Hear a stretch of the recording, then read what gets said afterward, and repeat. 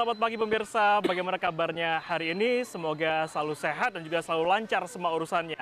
Senang sekali saya Oki Adisandi bisa kembali menyapa Anda dalam iBreak hari ini yang tentunya begitu terasa spesial. Karena kalau biasanya saya menyapa Anda langsung dari studio, nah saat ini saya ada di Wonoayu, Sidoarjo, tepatnya ada di Kampung Lali Gadget. Nah, ini merupakan satu terobosan pemerintah Kabupaten Sidoarjo untuk bisa membantu anak-anak muda, anak-anak yang masih kecil-kecil yang biasanya sudah kecanduan gadget supaya terlepas dari aktivitas gadgetnya dan beralih ke mainan fisik. Nah, kira-kira seperti apa wajah pariwisata, wajah perkembangan infrastruktur, dan juga pendidikan di Kabupaten Sidoarjo hari ini mendekati kontestasi Pilkada di 2024. Sudah menemani saya ada 5 narasumber yang siap berbagi informasi kepada Anda dan saya perkenalkan satu persatu. Pertama di sebelah kiri saya ada Bapak Yudi Irianto, SOS MSI, Kepala Dinas Pemuda, Olahraga dan Pariwisata Kabupaten Sidoarjo. Selamat pagi Pak Yudi. Sehat Pak Yudi? Alhamdulillah. Alhamdulillah sehat. Ada juga Ibu Dr. Feni Apridawati, Sekretaris Daerah Kabupaten Sidoarjo. Selamat pagi Bu Feni. Pagi, Assalamualaikum. Waalaikumsalam warahmatullahi wabarakatuh. Sehat Ibu nggih? Sehat, semangat. Alhamdulillah. Lalu kemudian ada Bapak Muhammad Mahmud SHMM, Asisten 2 Kabupaten Sidoarjo. Selamat pagi Pak Mahmud. Pagi. Sehat Bapak? Sehat. Alhamdulillah. Dan kemudian di sebelah kiri Pak Mahmud, saya sapa ada Kepala Dinas Perumahan Permukiman, Cipta Karya dan Tata Ruang, Bapak Insinyur Muhammad Bahruni Aryawan. Selamat pagi Pak Bahruni. Selamat pagi. Sehat nggak Pak? Assalamualaikum. Waalaikumsalam Siap, warahmatullahi insya Allah. wabarakatuh. Dan terakhir ada Bapak Dwi Eko Saptono, SOS MMMT, Kepala Dinas PU Bina Marga Kabupaten Sidoarjo. Selamat pagi Pak Dwi. Pagi. Sehat nggak Pak? Sehat. Sehat, Alhamdulillah. Baik pemirsa, Bapak saya mohon izin terlebih dahulu. Saya ingin ke Bu Sekda terlebih dahulu, yang paling cantik di antara kita semua. Bu Sekda, kalau sebelumnya kita berbincang-bincang dengan Pak BLT Bupati di Pendopo Delta Wibawa yang juga jadi satu ikonnya Kabupaten Sidoarjo, tapi hari ini kita ngobrol-ngobrolnya langsung di Kampung Gadget. Ini kampung tematik di Sidoarjo. Ada alasan khusus Ibu mengajak kawan-kawan iNews Aida berbincang-bincang di sini, Ibu? Ada suasana yang harus dinikmati, suasana alam Sidoarjo ternyata kekayaan alamnya juga luar biasa. Satu itu, yang kedua, tingkat pengangguran Kabupaten Sidoarjo itu kan sudah tinggi ya, masih tinggi sejauh 8,1, 8,05. Tetapi kita juga tidak boleh patah semangat bahwa ternyata ada hal lain yang harus dikembangkan dan kita harus bergeser orientasi dari sektor primer ke arah sektor tersier, yaitu sektor jasa. Kekuatan pertumbuhan ekonomi ini tidak hanya pada sektor-sektor industri saja, kita sudah harus reorientasi kepada sektor jasa. Nah, salah satunya unggulan kita yang nanti ke depan mungkin bisa jadi ini tanaman-tanaman yang di langka, yang heritage. Jadi kita kenalkan kembali kepada masyarakat bahwa di Kampung Lali Gadget ini ada pohon-pohon yang langka. Ada pohon gayam, ada pohon pring, dan ada yang lain-lainnya. Ini adalah sesuatu yang bagi kami sangat menarik untuk ke depan menjadi potensi ekonomi sendiri. Ya. Nah, apakah artinya di Sidoarjo sendiri, Ibu, masih banyak lahan-lahan yang ditumbuhi tanaman hijau? Apakah sekarang kita tahu bahwa banyak sekali sudah beralih fungsi menjadi perumahan, menjadi pergedungan? Nah, apakah memang masih banyak desa-desa tematik di Sidoarjo, Ibu? Insya Allah masih ada, masih kurang lebih kemarin 12.000, sekarang turun menjadi berapa? 7.000-an ya, 7.000 hektar. Tetapi ini bukan kemudian kita langsung menghabiskan untuk industri, tidak. Kami ingin mempertahankan lingkungan ini menjadi lingkungan yang masih hijau dan luar biasa untuk kesehatan kita semua. Siap. Saya ingin ke Pak Yudi sekarang.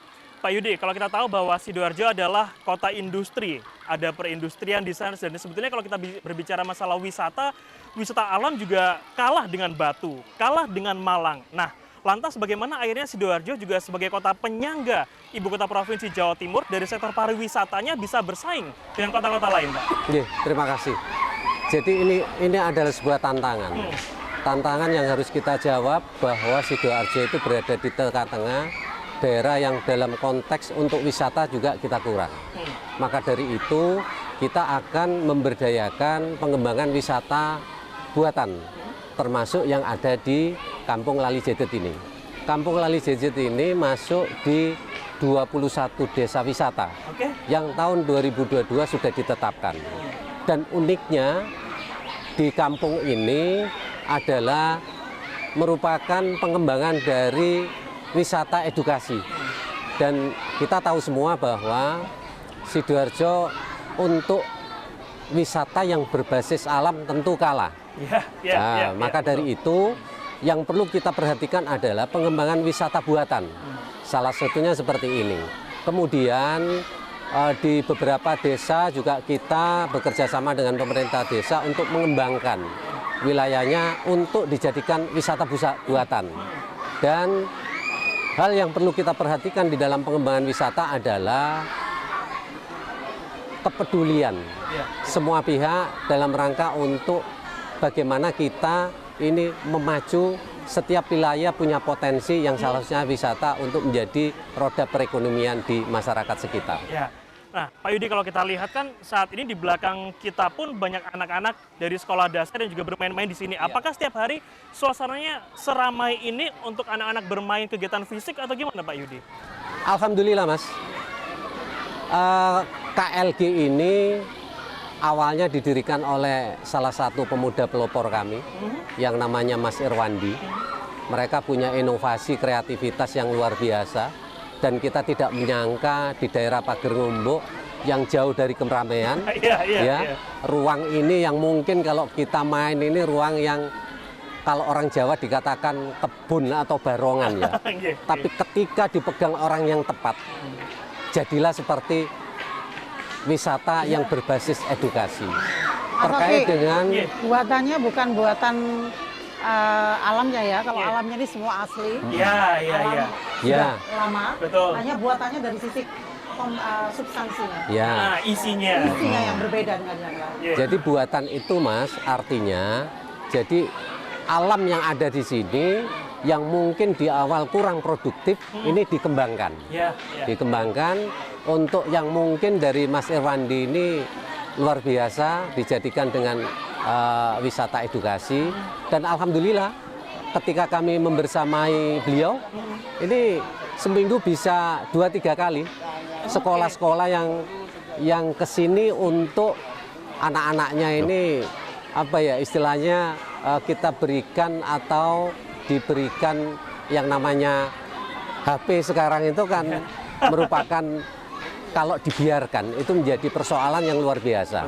Tapi dengan adanya kampung ini minimal ada mitigasi untuk adik-adik anak-anak kita yang kecanduan itu kita kembalikan untuk sekolah alam yang salah satunya seperti ini. Siap. Lebih mengedepankan aktivitas fisik agar bermain bersama, bersosialisasi supaya tidak individualis kalau cuma main gadget doang. Betul. Bu Feni, kalau tadi Pak Yudi sempat mengatakan bahwa sekarang pemerintah kabupaten juga mendorong agar setiap desa punya desa wisatanya, desa tematiknya. Nah, sejauh ini seperti apa dorongan Pemkab dalam bentuk realnya untuk semakin memperbanyak desa wisata yang tematik seperti Kampung Ali Gadget ini, Bu? Ya, yang pertama kami sudah minta ke Pak Kadispora agar mengassessment daerah-daerah mana yang potensial untuk dikembangkan. Kemudian kami juga menggandeng perguruan tinggi dalam hal ini kemarin dari UNESA itu yang beliau dari guru besar UNESA itu mendapatkan support dari Kementerian Dikti yang dipakai untuk memberikan dampingan terhadap desa-desa wisata yang ada di Kabupaten Sidoarjo. Dan izin bahwa Sidoarjo ini kelemahan kita yang harus kita sadari adalah bagaimana masyarakat ikut memiliki dan ikut menjadikan sama-sama bahwa ini adalah kampung yang potensial untuk wisata. Itu yang menjadi tantangan bagi kami.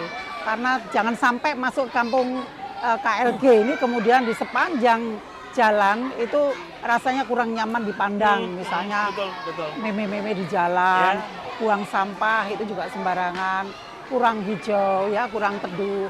Nah ini yang ingin kami minta dari perguruan tinggi, pendampingan sampai dengan desa ini betul-betul menjadikan wisata yang luar biasa. Siap. Harapannya masyarakat Kota Delta juga semakin punya self-belonging atau rasa memiliki, supaya kalau sudah tumbuh desa wisatanya bisa dirawat bersama-sama, dijaga bersama-sama supaya semakin tumbuh dan membawa dampak positif bagi masyarakat sekitar. Pemirsa, jangan kemana-mana, kami akan segera kembali sesaat lagi.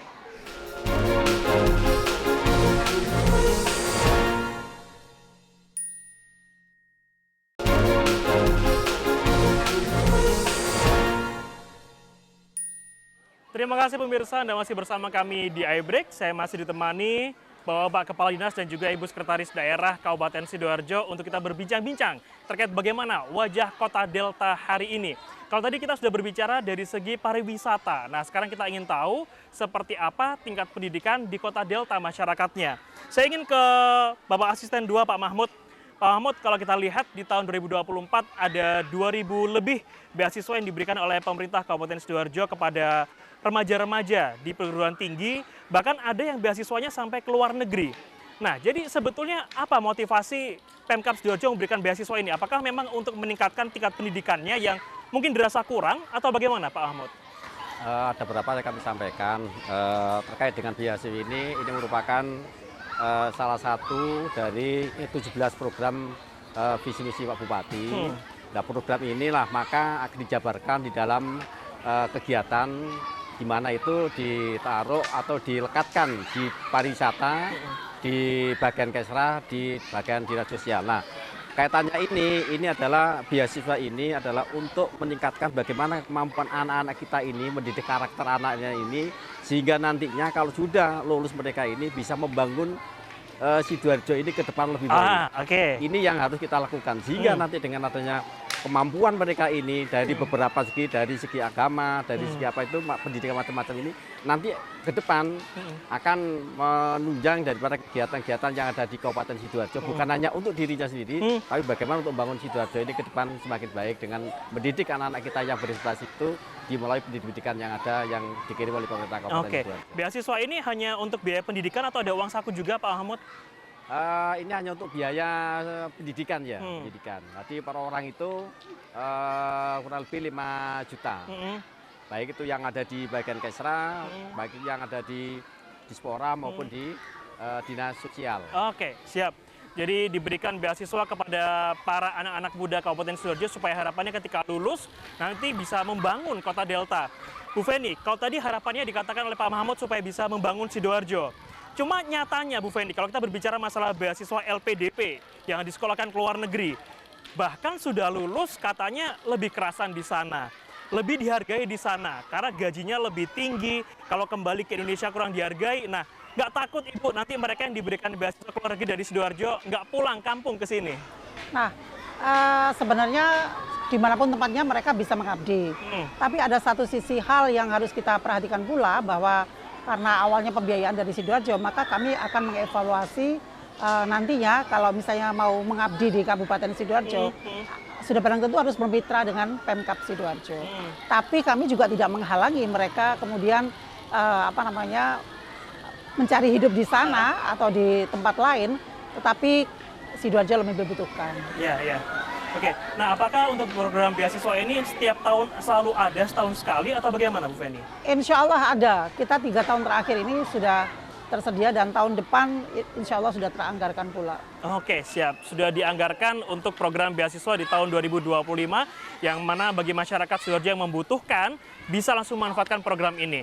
Pak Mahmud, kalau kita kembali masalah pendidikan di Sidoarjo, untuk pemerataan pembangunan sekolah Pak Mahmud, barangkali di kota tetangga di Surabaya, masih ada beberapa sekolah yang belum merata untuk dari SD ke SMP, apalagi dengan sistem zonasi. Nah, kalau di Sidoarjo sendiri, pendidikannya apakah sudah merata atau bagaimana Pak Ahmad? Dalam rangka juga melaksanakan visi misi beliau dari program itu memang ada pembangunan infrastruktur ya. Infrastruktur ini ada yang diutamakan adalah 25 program kegiatan dan yang prioritas ada 10. Nah, dari situlah maka untuk pemerataan pendidikan, maka pembangunan infrastruktur yang belum ada itu akan kita bangun. Contoh kemarin waktu SMP kita tambah di Tulangan, di Prambon juga kita tambah, dan berikutnya juga akan dibangun lagi SMK yang terletak di Sedati, termasuk juga di Prambon. Nah, inilah pemerataan untuk juga bagaimana mereka nanti zonasi ini juga terpenuhi. Ini juga merupakan program membenahi infrastruktur termasuk di sekolah, baik jalan, jembatan, ini yang sedang dibangun saat ini di kepemimpinan beliau ini. Oke, siap. Jadi ada pembangunan sekolah juga, nggih, Ibu? Satu lagi fokus dari Pak PLT Bupati bahwa untuk wilayah-wilayah yang kurang terjangkau, itu Pemkab Sidoarjo sudah menyediakan sewa perahu selama 1 tahun. Kemudian ada pula anak-anak yang susah atau kesulitan berangkat ke tempat sekolah, itu juga diberikan bantuan transport. Kalau nggak salah 100.000 per bulannya. Tenaga pendidik dan gurunya sendiri pun itu juga ada bantuan transport ke arah sekolah tempat di mana dia bekerja. Yang sangat kesulitan, yang daerah-daerah yang melalui sungai-sungai yang susah dijangkau.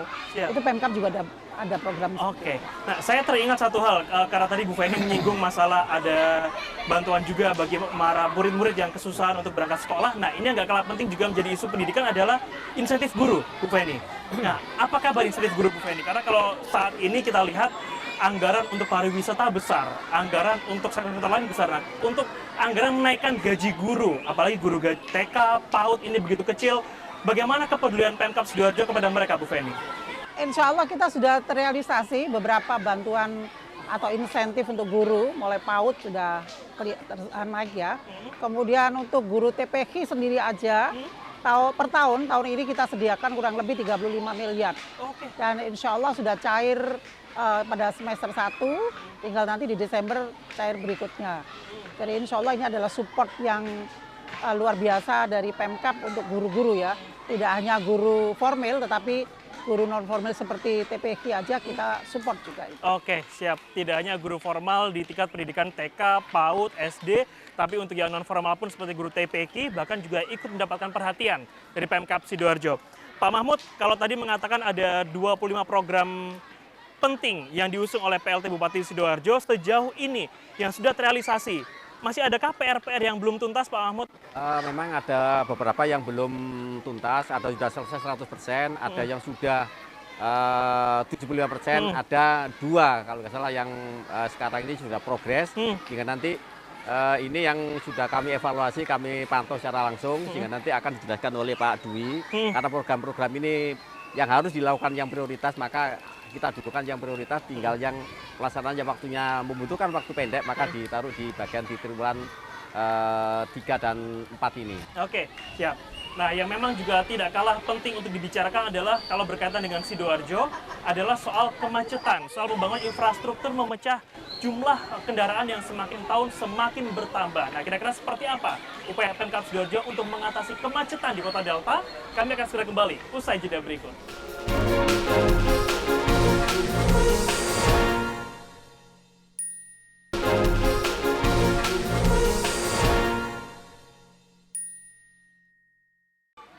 Senang sekali pemirsa Anda masih bersama kami di iBreak. Kita masih berbincang-bincang soal Kabupaten Sidoarjo di Kampung Lali Gadget, ada di Wonoayu, Kabupaten Sidoarjo. Tadi kita sudah berbicara masalah pariwisata, soal pendidikan. Nah, sekarang kita beralih ke pembangunan infrastruktur di Sidoarjo. Barangkali saya ingin ke Pak Bahruni. Pak Bahruni, flyover Aloha sudah diresmikan secara langsung oleh Presiden Joko Widodo yang memang diniatkan untuk memecah kemacetan yang sehari-hari selalu terjadi di Sidoarjo, kemanakala ketika jam kerja atau bahkan jam pulang kerja. Nah, sejauh ini apakah memang itu menjadi satu poin pembangunan yang inti utama selama pembangunan PLT Bupati Sidoarjo saat ini, atau ada hal lain, Pak? Terima kasih, Mas. Kaitan dengan pembangunan flyover, memang flyover ada 3. Pembangunan flyover Aloha, pembangunan flyover Krian, flyover di Tarik. Intinya bahwa semua kegiatan ini untuk memecah kebuntuan kemacetan yang ada di lokasi tersebut. Nah, kaitan dengan hal ini, otomatis dengan adanya flyover, kemacetan yang ada itu akan terurai. Dengan terurainya ini, masyarakat akan bisa menikmati jalan dengan enak, terus kemudian tidak mengalami kepenatan di dalam perjalanan. Jadi intinya bahwa semua itu adalah untuk masyarakat, agar masyarakat menikmati dalam perjalanan itu. Jadi memang Kabupaten Sidoarjo ini kalau berbicara masalah traffic jam itu saat pagi hari, saat sore hari selalu terjadi kepadatan lalu lintas. Nah, ini adalah salah satu upaya Pemkab untuk memecah kemacetan itu. Pak Dwi, kalau kita berbicara masalah pembangunan infrastruktur, saya lihat Sidoarjo seringkali membangun betonisasi di tingkat-tingkat daerah. Nah, sampai dengan saat ini sejauh mana progresnya, Bapak? Iya, terima kasih, Mas. Jadi sampai dengan menuju ke triwulan ketiga ini, alhamdulillah progres untuk betonisasi ya, 10 paket. Alhamdulillah sudah 5 paket selesai. Tinggal 5 paket dalam proses. Nah, bagaimana sampaikan Sekda maupun dari Pak Memang untuk organisasi ini merupakan bagian daripada program Sabina daerah, yaitu dalam rangka mereka macam-macam. Dan alhamdulillah semua paket-paket yang dilandingkan merupakan bagian-bagian yang sangat vital untuk aksesibilitas. Kalau di wilayah tengah, ini kemacetan hanya bersifat pengaturan, Pak. Kalau di wilayah utara itu ada 2 titik, yaitu di Aloha atau Juanda, di perempat atau simpang 4 Gedangan. Ini adalah bagian titik yang paling krusial. Alhamdulillah sudah ada 1 yang sudah terurai, yaitu di flyover Juanda. Nah, di sana sebelumnya layanan jalannya, kemacetannya itu dari skala A sampai F itu menyentuh F, notok. Nah, dengan adanya flyover Juanda, alhamdulillah kemarin sudah terpenuhi pada skala B, artinya sudah lancar dan kecepatan bisa diatur oleh pengemudi. Nah, kalau bebas hambatan ada di bawah. PR kami saat ini di wilayah utara hanya tinggal 1, yaitu di Simpang Pagedangan. Dan alhamdulillah 2024 ini Bapak PAT Bupati sudah persiapan penetapan Pemkop karena tim penyusunan penyiapan tanah sudah ditandatangani sebelumnya. Ini yang sudah tersarat. Di wilayah barat ini tadi sudah sampaikan Pak hari ini ada 2 tadi, yaitu di titik Simpang 5 Tian sama di Simpang 4 JPL 6. Alhamdulillah kemarin sudah dapat bantuan dari Kementerian Perhubungan, kami mengurai kemacetan di titik JPL 6. Itu sudah selesai terbangun dengan panjang jembatan kurang lebih 200 meter. Dan ini tinggal nanti satu PR-nya di Simpang 5 Tian. Terkait mengurai kemacetan lainnya, kami di PUBM SDA ini sudah mulai melebarkan semua jalan-jalan yang ada di daerah. Memang Sidoarjo ini terbentuk bukan sebagai wilayah kota sebelumnya itu, makanya banyak jalan di wilayah itu yang rata-rata 3 sampai 4 meter. Nah, ini tugas kami melebarkan minimal 5 meter. Nah, banyak jalur-jalur yang menuju pusat industri, termasuk industri pariwisata maupun perdagangan, itu adalah sebagai alternatif pertama kami untuk bangun. Dan yang di tengah ini di tahun 2024 ini sudah ada beberapa ruas yang sudah progres, yaitu pertama yang ada di Kebun Agung, ruasnya Kebun Agung di Masa. Itu alhamdulillah 9 kilo sudah tuntas. Jadi dari lebar 5 meter kami lebarkan menjadi 7 meter. Semua beton dengan tebal 30 cm dengan kemampuan daya beban standar 20. Kan truk-truk besar bisa masuk. Dan juga untuk akses menuju wilayah akses vital warga yang ada di Wonwayu ini, kami juga membangun dari sisi utara.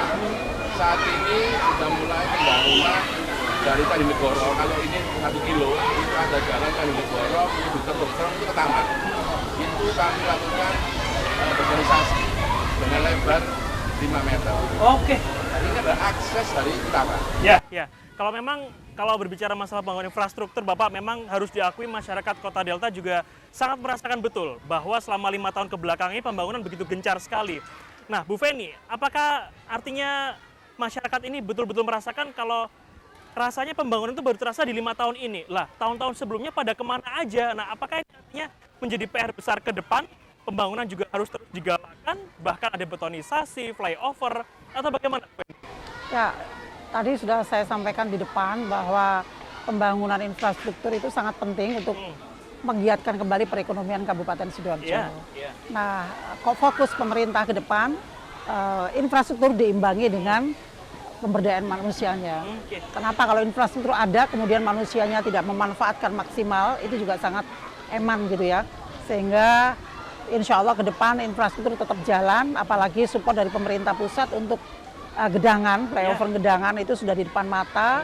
mudah-mudahan ini segera bisa terrealisasi. Amin. Tidak lagi ada tuwek nang dalan, tetapi kita betul-betul bisa menikmati bahwa jalan itu tidak hanya berfungsi secara real untuk kehidupan sehari-hari, tetapi betul-betul berfungsi secara ekonomis untuk masyarakat Kabupaten Sidoarjo. Siap. Tentu semua berharap slogan atau tagline tuwek neng dalan kalau lewat Gedangan, Buduran, sampai Aloha, sampai dengan Waru itu bisa segera terselesaikan. Artinya tadi dikatakan oleh Bu Feni bahwa dari proyek pusat juga sudah memberikan dukungannya untuk pembangunan flyover Gedangan yang artinya semoga bisa segera terrealisasi.